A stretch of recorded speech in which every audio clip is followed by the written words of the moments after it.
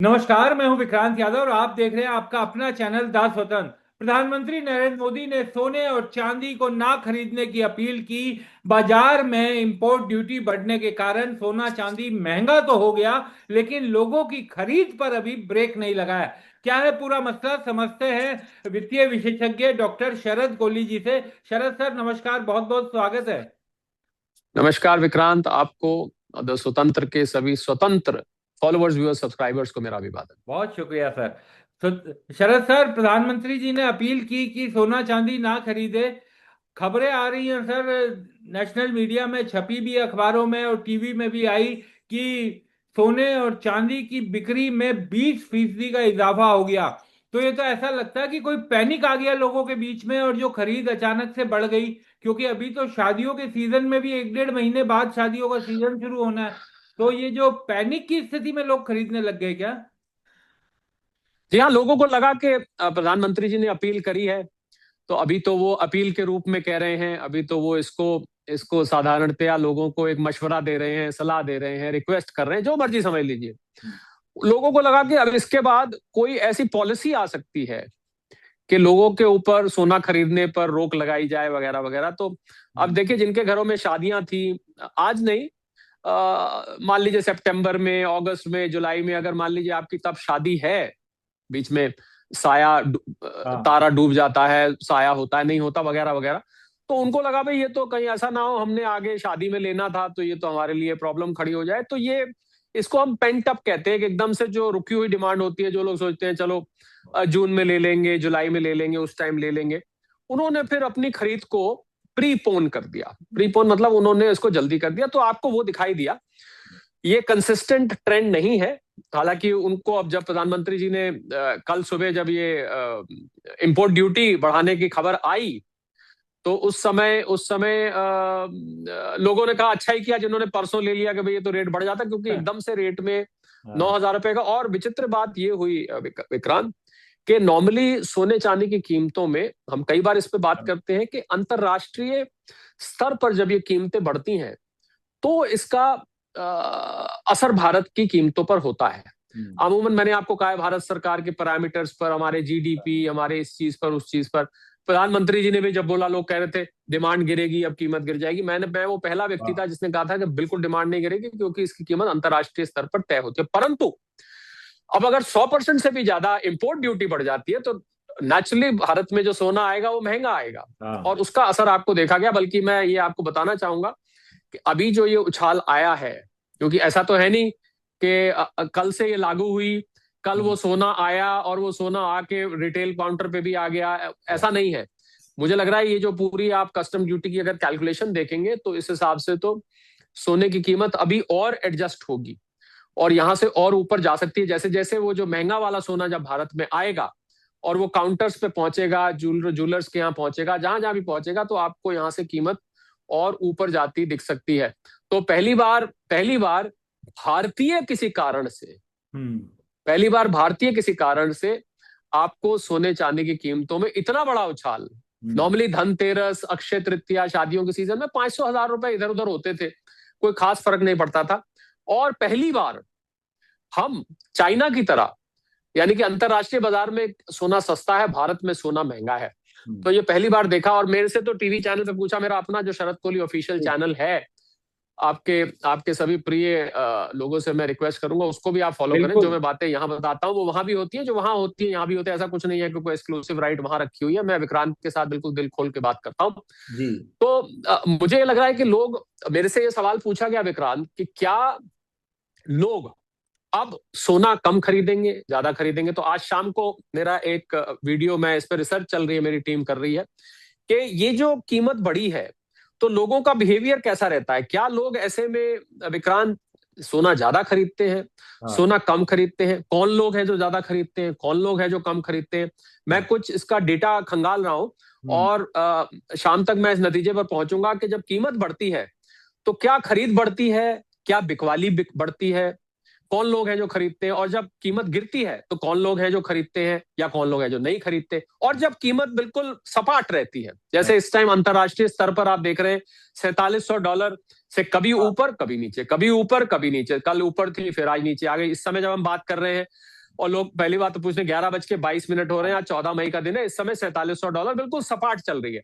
तो मुझे लग रहा है कि ये रिसर्च काम की रहेगी लोगों के लिए समझने वाली कि आप सोना खरीदें। अब असली बात यह आती है विक्रांत कि प्रधानमंत्री जी की अपील का, क्योंकि आपका सवाल यहीं से निकल के आता था कि भाई जब 20% ज्वेलर्स की सेल बढ़ गई, हम तो ये कह रहे थे कि ज्वेलर्स परेशान होंगे, ज्वेलर्स के लिए ये क्या किया मोदी जी, ये क्या बोल दिया वगैरह वगैरह, ऐसी बातें आ रही थी कि भाई आपने तो 80-85 लाख लोग जेम्स एंड ज्वेलरी इंडस्ट्री में विक्रांत काम करते हैं पूरे भारत में, आपने तो उनकी नौकरी खतरे में डाल दी वगैरह वगैरह। तो मुझे इसमें दो बातें मैं कहना चाहूंगा। पहली बात तो ये कि लोगों की ना मेमोरी शॉर्ट होती है। लोगों की मेमोरी, तो क्या होता है जब आपको कोई चीज जरूरत है तो आप रोक तो लगी नहीं है तो आप जाके खरीद लाएंगे जब जरूरत है, ठीक है, कुछ दिन तक इसका असर रहेगा। दूसरी बात इसमें यह, उन्होंने 1 साल का कहा। अब आप कहेंगे प्रधानमंत्री जी को कैसे पता कि भाई 1 साल तक क्रूड ऑयल की कीमतें ऊपर रहेंगी? तो 1 साल का उन्होंने एक अंदाजा लगा के कहा कि ऐसा लग रहा है कि ये क्रूड ऑयल की कीमतें सेटल डाउन होने में, उनको उनके आसपास जो एडवाइजरी टीम है उन्होंने ये बताया कि भाई 1 साल तक ये क्रूड ऑयल की कीमतें ऊपर रह सकती हैं, युद्ध खत्म भी हो गया। हालांकि राष्ट्रपति ट्रंप फिर पहुंच गए गालियां दुनिया भर की दे के चीन को, दुनिया भर के स्ट्रिक्चर्स पास करके फिर वहीं पहुंच गए, क्योंकि उनकी जो 2 महीना अमेरिका की वो चाइना के पास है रेयर अर्थ मिनरल्स की, और वो उनका कॉन्ट्रैक्ट 1 साल का समाप्त हो गया है। और ईरान युद्ध ये भी संकेत कर रहा है कि ईरान युद्ध राष्ट्रपति ट्रंप की गले में फंसी हड्डी बन चुकी है। $25 बिलियन अभी बताया था हेक्सेट ने, अब $29 बिलियन कर दिया टोटल खर्च, गले की हड्डी, और असली खर्च इससे भी कहीं ज्यादा है। तो उनकी गले की हड्डी ये बन चुकी है, और वो कह रहे हैं कि चाइना किसी तरह जो है ये, क्योंकि वो ईरान को सपोर्ट कर रहा है तो वो कोशिश कर रहे हैं। उधर उधर ताइवान का एक मुद्दा बना हुआ है, खैर वो तो जियो पॉलिटिक्स हो गई, उस पर अलग एक डिस्कशन बनता है, उसको अलग से बात कर सकते हैं। पर फिलहाल मुझे लग रहा है कि सोने में और चांदी में ये जो उछाल आया, और चांदी तो 3 लाख छूने को हो रही है, 3 लाख पार भी कर गई थी, कल तो पार कर गई थी सर। हाँ बिल्कुल। तो सोने चांदी के वो दिन जब वो 4 लाख के आसपास पहुंची थी, मुझे लग रहा है लोगों को वो दिन याद आने लग गए, और चांदी में हलचल बढ़ गई। एक और कारण रहा चांदी में हलचल बढ़ने का विक्रांत, वो ये रहा कि जब से क्रूड ऑयल की कीमतें बढ़ी, ये बड़ा इंटरेस्टिंग एस्पेक्ट है, तब से ऑल्टरनेट एनर्जी पे, ऑल्टरनेट फ्यूल्स पे, जिसमें सोलर है और जिसमें ईवीज है, ये दो आपको अगर याद दिलाती है दो चीजें, इन दो चीजों में चांदी का इस्तेमाल होता है। तो इन क्षेत्रों से डिमांड बढ़ गई है चांदी की, जो इंडस्ट्रियल डिमांड है चांदी की, 55% पूरी डिमांड में हिस्सा है चांदी की टोटल मार्केट का। इन दो चीजों पे डिमांड बढ़ गई। इलेक्ट्रिक व्हीकल्स के ऑर्डर आने ज्यादा शुरू हो गए हैं, क्योंकि लोगों को अब तो आरबीआई के गवर्नर साहब ने कह दिया, उदय कोटक साहब ने कह दिया, अप्रत्यक्ष रूप से हरदीप पुरी जी जो पेट्रोलियम मिनिस्टर है उन्होंने भी इसका इशारा किया कि ये केस नहीं है कि भाई ये कभी नहीं बढ़ेगी या ये है वो है, जो भी उन्होंने बातें करी। अब ये लगने लगा है, आज हम 14 तारीख को हैं, और मैं आपको बताने जा रहा हूं क्योंकि मैं कल भी करीब 7-8 मीडिया चैनल से जुड़ा रहा। मुझे ऐसा लग रहा है विक्रांत कि अब किसी भी टाइम, किसी भी समय आपको पेट्रोल और डीजल की, और बड़ा इंटरेस्टिंग बात हुआ, एक चैनल पे तो मेरे से सवाल पूछा गया कि पेट्रोल डीजल की कीमतें कितनी बढ़ेंगी। तो एक मेरे साथ और अर्थशास्त्री से, उन्होंने कहा कि साहब ये तो अंडर रिकवरी 1000 करोड़ रुपए प्रतिदिन की घाटा है, तो एक साथ जो है 15, 20, 25 रुपए बढ़ जाएगी। मैंने कहा नहीं भैया, जोर का झटका धीरे से लगे। तो अब उनमें और मेरे में एक उस चैनल ने कॉन्टेस्ट डिक्लेयर कर दिया कि कोहली साहब कह रहे हैं नहीं 4-5 रुपए बढ़ेगी, ये दूसरे अर्थशास्त्री साहब कह रहे हैं कि नहीं सीधा 10-15 रुपए बढ़ेगी। तो मुझे लगा कि एक साथ इतना बढ़ाना लोगों के ऊपर भार डालना होगा, क्योंकि सीपीआई के आंकड़े पहले ही 13 महीने की हाई पे हैं, और खासकर डीजल ऐसी चीज है जिसका कैस्केडिंग और रिपलिंग इफेक्ट होता है। तो वापस उसी पे आते हैं। मैं सब ये सब बातें इसलिए बताता हूँ, लोग सोचेंगे भाई सोने चांदी के बीच में कहाँ ये पेट्रोल डीजल पेट्रोल पंप पे पहुंच गए। ये सब आपस में कनेक्टेड है। इस समय इतनी भयंकर रिश्तेदारी है इन सब चीजों में आपस में, कि एक रिश्तेदार प्रभावित होता है तो दूसरा स्वयं प्रभावित होता है। प्रधानमंत्री जी ने भी तो अपनी अपील में सोना मत खरीदो, वर्क फ्रॉम होम करो, पेट्रोल डीजल का इस्तेमाल करो। अपने काफिले में 2 गाड़ी रह गई उनके काफिले में, सोचिए उनकी रेंज रोवर का वो लंबा काफिला निकलता था, मेरे सामने भी कई बार मैं सड़क से गुजरता था, लंबा काफिला रेंज रोवर का, काले रंग की रेंज रोवर, अब मात्र 2 रह गई। तो ये सब चीजें इंटरकनेक्टेड हैं सोने चांदी की कीमतों से। तो प्रधानमंत्री जी ने 1 साल का इसलिए कहा कि उन्होंने एक अंदाज लगाया कि अगर ये युद्ध रुक भी जाता है, और मैं भी इस बात को बोलता हूं, तो ये न्यू नॉर्मल जो क्रूड ऑयल की प्राइस होगी वो अभी भी $80 से नीचे मुझे कम चांस लग रहे हैं बहुत जल्दी आने का। यानी कि अगर स्ट्रेट ऑफ हॉर्मुज खुल भी जाता है, क्योंकि मर्ज इतनी बढ़ चुकी है कि उसको ठीक करते करते वक्त लग जाएगा। तो मुझे लगता है आपके जो चैनल के फॉलोअर्स भी और सब्सक्राइबर्स है, खासकर जो सोने चांदी के विशेष प्रेमी हैं और विशेष शौकीन हैं, निवेशक भी हैं, उन लोगों के लिए तो एकदम एक बम्पर गेम था। अब निवेश करने की जरूरत नहीं, आपके जो घर में सोना रखा है जिसमें आपने निवेश कर रखा है, ईटीएफ्स के एनएवी बढ़ गए, गोल्ड फंड्स के एनएवीज कल बढ़ गए। तो एकदम से इतनी बड़ी उछाल देश के डोमेस्टिक कारणों से पहली दफे मुझे देखने को मिली है अपनी लिविंग मेमोरी में। यानी कि भारतीय कारणों से एक दिन के अंदर सोने चांदी में इतना बड़ा उछाल, ये पहली बार मुझे देखने को मिला है। हाल के पिछले कई सालों में भारतीय कारणों से मुझे इतना उछाल नहीं देखने को मिला, विक्रांत। बिल्कुल बिल्कुल सही बात सर। सर लेकिन बहुत से लोगों का ये कहना है कि सिर्फ इंपोर्ट ड्यूटी बढ़ा देने से या सोना थोड़ा महंगा हो जाने से ये मान लेना कि सोने की खरीद कम हो जाएगी या मांग कम हो जाएगी, ये थोड़ा ज्यादा है, इस पर कोई खास असर नहीं पड़ेगा, इस तरह की बात की जा रही है। कुछ चर्चाएं ये भी चलने लगी हैं कि जीएसटी भी बढ़ाया जा सकता है। तो क्या कुछ और भी करने की जरूरत है, या आपको लगता है कि इससे कुछ असर पड़ेगा? क्योंकि ऐसा लग नहीं रहा कि सोने चांदी की मांग में या बिक्री पे कोई असर इसका खास लोगों के जहन में है। मैं भी यही मानता हूं, क्योंकि ये एक ऐसी धातु है, इसके साथ महंगे का टैग ना जुड़ा हुआ है। हाँ। सोना महंगा, सोना और महंगा दो चीजें एक साथ बोली जाती। सोना बहुत महंगा है, सोना बहुत महंगा हो जाएगा, सोना बहुत महंगा था, सोना महंगा होता जा रहा है। तो आप देखेंगे जब सोने का जिक्र आता है तो महंगे का ऐसा लगता है टैग साथ में लगा हुआ, साथ साथ चलता है। तो क्या होगा, कस्टम ड्यूटी लगाने से महंगा ही हुआ ना। तो देखिए, सरकार को यह लगा कि अगर अब इसका इंपोर्ट इतना हो ही रहा है तो हम इंपोर्ट पे तो रोक लगा नहीं रहे, क्योंकि भारतीय वैल्यूज से जुड़ा हुआ है, ट्रेडिशन से, रिलीजन से, सोशल फैब्रिक से जुड़ा हुआ है, तो इसमें बैन तो लगा नहीं सकती भारत सरकार। मुझे नहीं लगता कि बैन लगाएगी इंपोर्ट पर। तो कम से कम जब इतना इंपोर्ट हो रहा है तो अपना राजस्व ही बढ़ाओ। भाई जब आ रहा है तो कस्टम ड्यूटी आपके सरकार के राजस्व में जाती है, एक तरफ फॉरेन एक्सचेंज खर्च हो रहा है, तो कम से कम सरकार का रेवेन्यू बढ़े। आपने बिल्कुल ठीक कहा, मैं भी उन लोगों में से हूं, इस बात से सहमत हूं।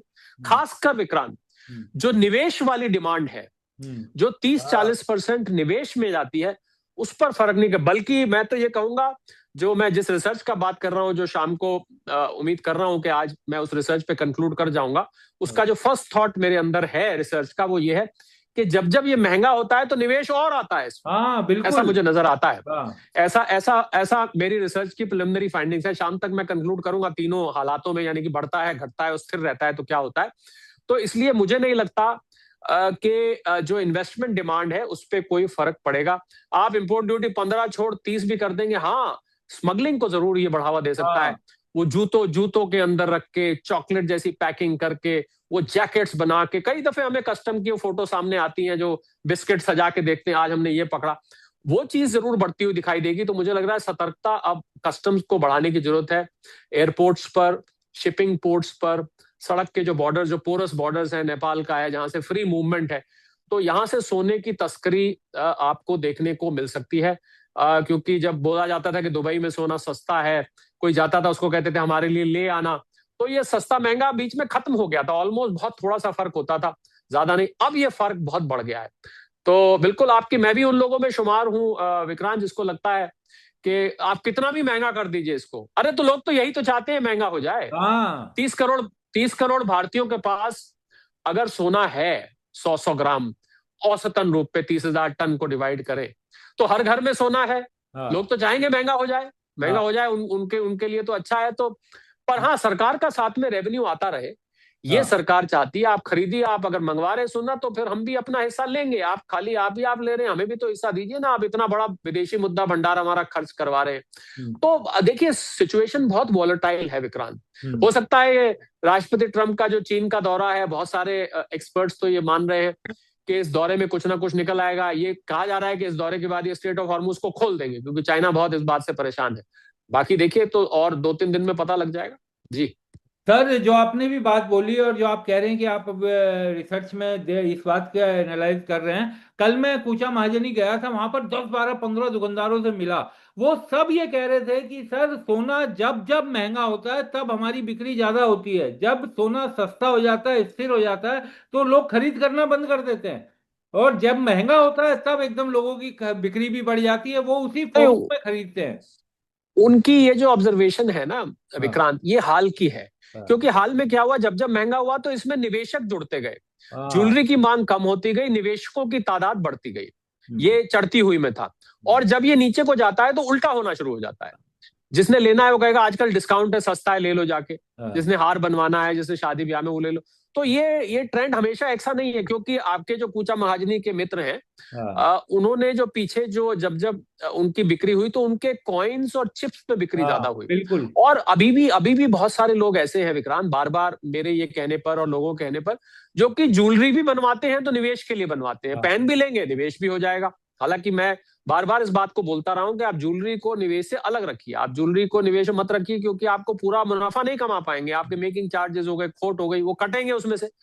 तो इसलिए दोनों चीजों को, प्लस क्या होता है, ज्वेलरी से अटैचमेंट हो जाता है, उसको कई दफे लोग पे भुनाते नहीं, वो पड़ा ही रहता है हमेशा के लिए। तो हम्म, इसलिए इसलिए ये एक अभी हाल का ट्रेंड है जो पूछा महाजनी के आपके मित्र बता रहे हैं। बाकी हलचल बहुत मची हुई है सोने में, ये मैं हाँ कहूंगा विक्रांत। हाँ पहले प्रधानमंत्री जी की अपील, उसके बाद इंपोर्ट ड्यूटी का, ऐसा लग रहा है अब तो। मेरी किसी से न्यूयॉर्क में बात हो रही थी, मेरे मिलने वाले हैं जो वहां की कॉमेक्स से जुड़े हुए हैं। उन्होंने कहा यार आपके इंडिया में तो इस बार इंडिया से खबरें आ रही हैं सोने चांदी की, अभी तक तो हम हाँ अक्षय तृतीया, धनतेरस, या दिल्ली में एक दिन में 50,000 शादियां हैं, इस टाइप की खबरें सुनते थे। तो उससे हम सोचते थे इससे क्या फर्क पड़ेगा, और पड़ता भी नहीं था। कहते अब तो अचानक आपके इंडिया ने सोने की खबरें निकालनी शुरू कर दी है, क्या बात है। तो मुझे लगता है कि फॉर अ चेंज इंडिया से सोने की खबरें लोगों को उत्साहित कर रही होंगी। लेकिन शरद जी, एक बड़ी जो चिंता की बात मुझे जो समझ में आती है, आपको वो ज्यादा बेहतर तरीके से पता होगा और आप दर्शकों को समझा भी पाएंगे। एक जो बड़ी समस्या दिखाई दे रही है ना, कि सरकार को ये लगता है कि हमारा इंपोर्ट ड्यूटी बढ़ जाएगा और जीएसटी भी बढ़ेगा ही, अगर सोना बिक रहा है तो उसका जीएसटी मिलेगा। लेकिन जितना बुलियन के ट्रेड में कैश का लेन देन होता है, उतना शायद जमीनों में भी नहीं होता होगा। और एक और चीज, बड़ी चीज जो मुझे पता चली, कि कल जैसे गोल्ड का रेट एमसीएक्स पर 2,62,000 था। तो अगर आप फिजिकल गोल्ड लेते हैं अपने यूपीआई के थ्रू या अपने कार्ड के थ्रू, तो आपको 2,62 प्लस 2-3 हजार जो एक्स्ट्रा लगता है वो, और तैयारी जीएसटी सब लगा करके आपको 2,65 2,67 के करीब मिल रहा था। एक पैंसठ लेकिन एक हाँ, पैंसठ सॉरी, एक एक पैंसठ पैंसठ एक 1,65 के करीब, हम्म, और 1,65 हम्म। 167 के करीब। लेकिन अगर वहां पे कैश खरीदिए तो आपको जो एमसीएक्स का रेट है उससे सस्ता मिल रहा है। तो ये ऐसा खेल चलता है, जो अगर हम लोगों को दिखता है, सामान्य आदमियों को दिखता है, पता है, बातचीत करने पे पता चलता है, तो ये तो सबको पता है ना। तो कैसे इसे रोका जा सकता है? ये तो पूरे भारतवर्ष में ऐसा ही होता है। देखिए इसमें दो चीजें हैं जो मैं आपको बताना चाहूंगा यहाँ पर। हाँ पहली बात तो जो लोग कैश में सोना लेते हैं, जिसको हम सीधी बात बोलते हैं ना, बिना बिल के जो लोग हाँ, खरीदते हैं, बिना बिल के। तो पहली बात तो जो बिना बिल का बेच रहा है सोना, हम्म पहले तो उसको सतर्क हो जाना चाहिए। भाई कोई बेचता है तभी कोई खरीदेगा ना। हम्म तो इसका मतलब, और अब मैं इसमें आता हूं, जो बेचता है, जो बिना बिल का सोना बेच रहा है, तो उसके पास ये बिना बिल का सोना कहां से आया। अब हम्म इसकी दो संभावनाएं हैं। ये बहुत, क्योंकि ये जीएसटी और टैक्स से रिलेटेड है, मैं इस खेल को अच्छे से समझता हूं। हम्म, तो उसके पास बिना बिल का सोना कहां से आया, दो तरीके से आता है। या तो उसने भी इसको कोई कैश चैनल से लिया है, यानी कि उसने अनऑफिशियल चैनल से सोना खरीदा है, पहली बात। इसका अर्थ यह हुआ विक्रांत कि हम्म, आज भी भारत में सोने की तस्करी किसी रूट से हो रही है, हम्म, क्योंकि पीछे से बिना बिल का आया तभी आप बिना बिल का देंगे, क्योंकि हाँ जीएसटी की प्रक्रिया इस प्रकार की है कि अगर एक बार बिल कट गया तो हाँ, आपको फिर आगे, उस पर मैं आता हूं, वो दूसरा ऑल्टरनेट है। हम्म, अब मान लीजिए उसने पीछे से होलसेल में बल्क में जीएसटी खरीद के लिया है। अब इसमें देखिए खेल क्या है, ये खेल समझिए, थोड़ा सा हाँ कॉम्प्लिकेटेड है समझना।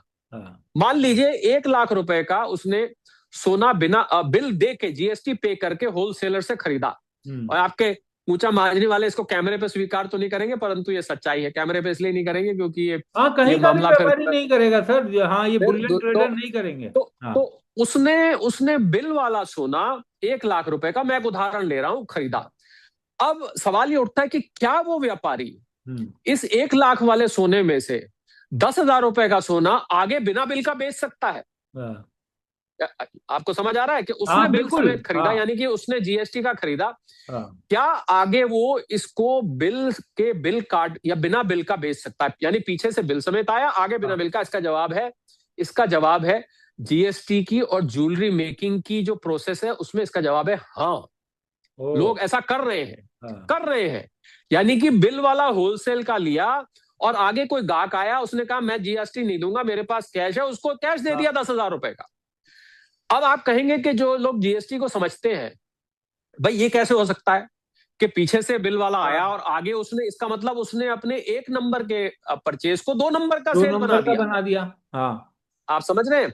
तो इसका सारा खेल, क्योंकि जब उसने होलसेल में सोना खरीदा तो उसने उसको बट्टी खरीदी होगी या ब्रिक हाँ, खरीदी होगी, जब वो आगे उसने झुमके, हार, बैंगल, चेन बनाई, तो उसकी जो कंजम्पशन है और कैरेटेज है उसमें खेल खेला जाता है। हाँ, यानी कि वो देखिए होता क्या है कि जीएसटी में आपको दिखाना पड़ेगा कि आपका सोना आया, आया परचेज आ गई, परंतु जब आपने सेल दिखाई तो हाँ, सेल तो वो 90,000 के सोने की रह गई, वो 10,000 हाँ, वाला तो कैश बिक गया। हाँ, अब सवाल यह है कि वो 10,000 का सोना जो उसने कैश में बेचा, हाँ, उसको वो कैसे दिखाएगा? हाँ, तो वो क्या करेगा कि जो उससे के गहने बन रहे हैं, हाँ, उन गहनों के अंदर उसकी कंजम्पशन में उसको ऊपर नीचे करके वो दिखाएगा कि पूरा का पूरा मेरा 1 लाख का सोना खप गया। हम्म, अब आपको समझ आ रहा है? ये बिल्कुल थोड़ा समझ सा, में आ रहा है सर, थोड़ा सा बिल्कुल। कॉम्प्लिकेटेड होगा, हाँ, लेकिन बिल्कुल समझ परंतु में आ ये, रहा है। हाँ, परंतु ये हो रहा है। और आपने बिल्कुल ठीक नब्ज पकड़ी। मेरे ख्याल आप पहले ऐसे चैनल होंगे जो इस चीज को खुले तौर पर डिस्कस कर रहे हैं, हाँ। इसके बावजूद कि आपके मित्र ऊंचा महाजनी में है, परंतु क्योंकि मैं एक कर सलाहकार भी हूं और हाँ, मेरा एक बड़ा हिस्सा, मैं जीएसटी और इनकम टैक्स दोनों का खेल बहुत अच्छे से समझता हूं। और देश का एकमात्र जो टैक्स का शो है हाँ, उसको मैं पिछले 10 साल से करता हूं, तो मुझे टैक्स की इसकी बारीकियां अच्छे से मालूम है।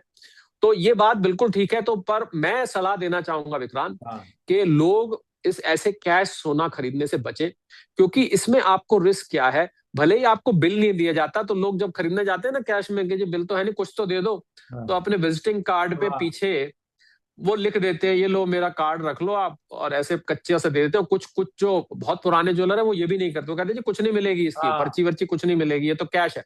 तो ऐसे में आपके साथ धोखाधड़ी होने का डर है। हम्म, क्योंकि मैं ये नहीं कहता सब करते हैं, कोई 100 में से 1-2 केसेस ऐसे निकल सकते हैं जहां आपको फर्जी सोना, यानी कि बीच में बुरादा भरा हुआ, हम्म, या उसकी कैरेट ऊपर की लेयर उसकी असली होगी, नीचे उसके अंदर कुछ और भरा हुआ, तो वो खतरनाक काम है और गैर कानूनी काम तो है ही है। हाँ, 2 नंबर में इसको लेना, 2 नंबर में रखना, फिर अब आप जब बेचेंगे तब भी तो आपको 2 नंबर में बेचना पड़ेगा, हाँ, अगर तब भी आपने वो ऐसा वैसे ही लेकर रख बिकेगा लिया है। क्योंकि आपके पास रसीद तो ही वैसे ये नहीं है। थोड़े ना, हाँ, हाँ, ये थोड़े ना आप उसका जीएसटी कटवा लेंगे, क्योंकि आपने तो कैश में लिया था। हाँ, तो बड़ा टेढ़ी मेढ़ी खीर है ये विक्रांत, आपने आज ऐसा सवाल उठा दिया हाँ, जो कि किसी की रात की नींद हराम कर सकता है। आपने आज right। ऐसा सवाल उठा दिया, और आपके कूचा महाजनी वाले अगर मेरे इस डिस्कशन को सुनेंगे तो कहेंगे विक्रांत भाई क्या कर रहे हो यार, आप तो हमारी सारी, आप तो हमारी पोल खुलवा रहे हो, क्योंकि ये कोई टैक्स कंसल्टेंट ही आपको ये खेल हाँ, बता सकता है।